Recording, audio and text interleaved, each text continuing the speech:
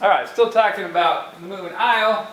So this is the surface of Io up here. And what is down below here, we have this liquid sulfur dioxide. Then, because of the interior heat, it gets very hot on the inside of Io. Okay, the interior of it is very hot. It heats up this sulfur dioxide to a gas. Once that gas gets enough pressure, it goes bursting out and falls back down onto the surface. Well, when it falls back down onto the surface, it cools off and it turns into a liquid, and it flows back down into the hole again, and then it all fills this up. It's cold liquid, then once it heats up, turns to a gas, and it just keeps doing this over and over again. This is the same thing that happens in Yellowstone Park with geysers there, like the Old Faithful geyser. Water would flow down, but the magma, because Yellowstone's a hot spot, would heat it up and turn into a gas. That gas would erupt out, and then it would cool off, flow back down, and it would take almost exactly an hour. That's why they called it Old Faithful. Now it's not as faithful as it used to be. Things have changed, but that's why it was called that. So Io has the same thing, these geysers, but the geysers are made of sulfur dioxide. And we see these all over the surface. Right here, these are where they erupt. Let me see, I think I got more pictures here. Yeah, there's more details. All these little black holes you see, that's where the material flies out. When the material comes out then, it comes out and it's kind of white, but then when it interacts with the ultraviolet radiation from the sun, it starts to change orange and yellow, and that's why you get these bizarre colors on the surface of Io. Io is very active. We see geysers going off at any given time. There's from 2 to 19 geysers going off at any given time around the moon, just going off all the time. So very active. Here is one that shows two of them simultaneously. This is Zamama and Prometheus as it rotated around. Now, remember, it's tidally locked, so it's always keeping its face, so it's actually just orbiting around. But its orbit is only about 2 days. So it goes around quickly around the planet, around Jupiter, because it's so close to Jupiter. And yes, one of the more active moons in our solar system is Io, spewing out the sulfur dioxide in these geysers. Here's more details, as you can see. This also makes it very colorful for a moon to watch, because it's continuously changing and the surface keeps changing as these eruptions keep going on. All right, now we're going to move up to Saturn and some of Saturn's moons.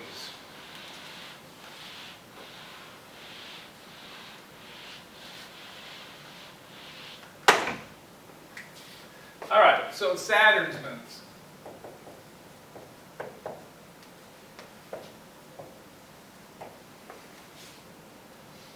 The first one we're going to do is, this is the moon Mimas.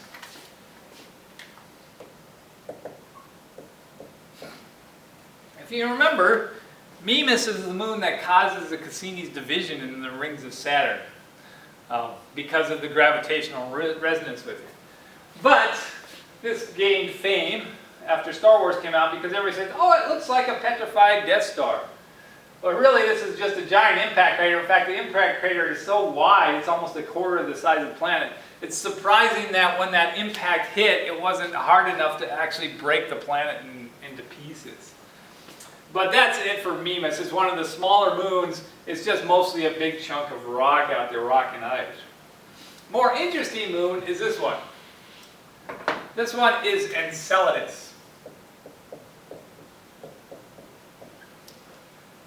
Enceladus is interesting because you see there's two different kinds of terrain. You see all this heavily cratered terrain up here. This is the very old terrain, but there's no craters down here.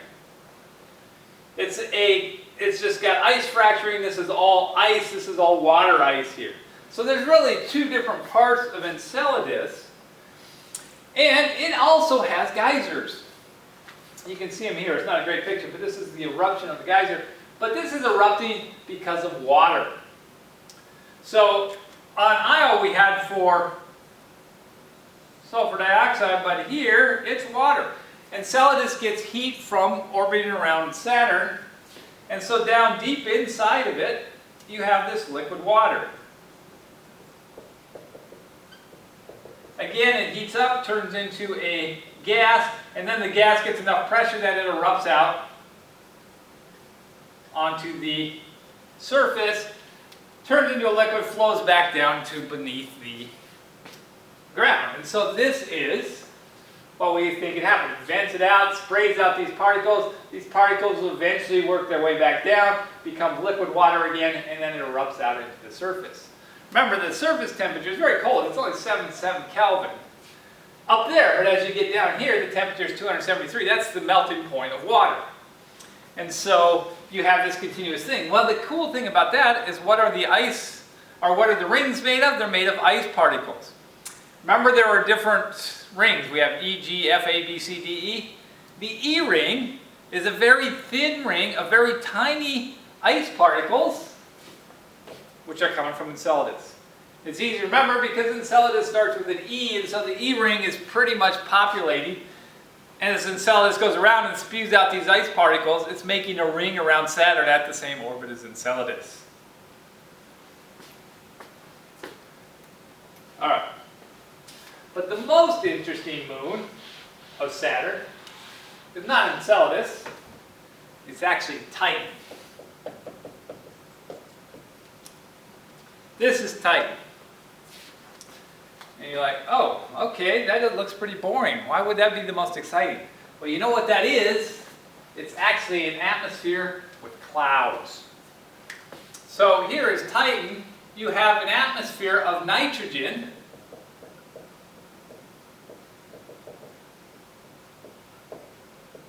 And then the whole thing is covered in clouds. Okay.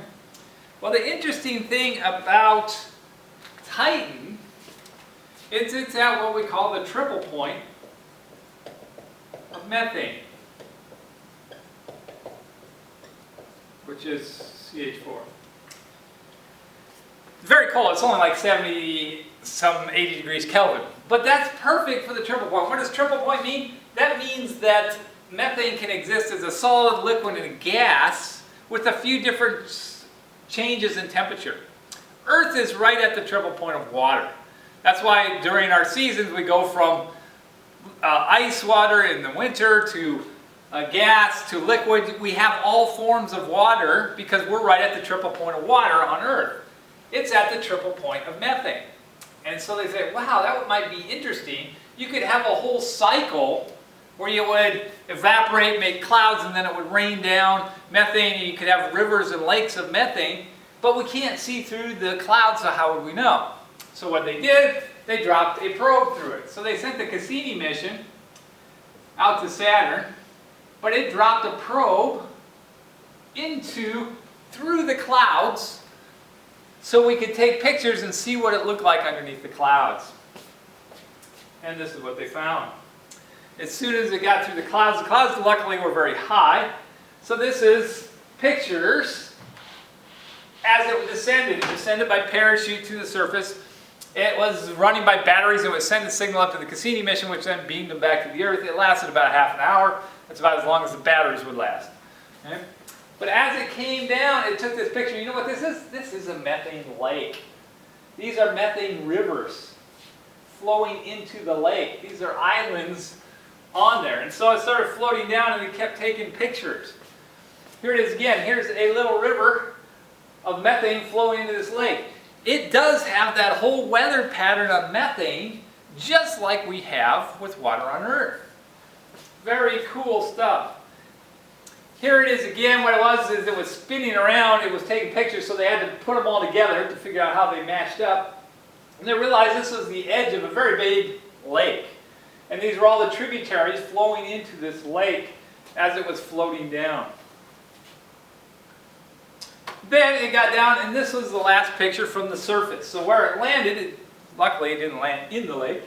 This was the picture, and this is what we think the surface of, well, this is not what we think. This is what we know the surface right there looks like. It's interesting. It's still an interesting place. Now, the nitrogen atmosphere is actually quite thick. It's about 1.6 times the atmospheric pressure we have on Earth. So, the atmosphere is not that much different than what we have on Earth. It has nitrogen. Ours is nitrogen. Now, there's no oxygen. Okay? but it has carbon, it has hydrogen, it has nitrogen, it has oxygen. All those things combined together can make amino acids, and from amino acids is what you build life. So it has all the building blocks, all the chemicals that Earth had in its early existence, and life came from that on Earth. The problem with Titan is it's so cold. We don't know if these chemical reactions that are necessary can occur where it's that cold.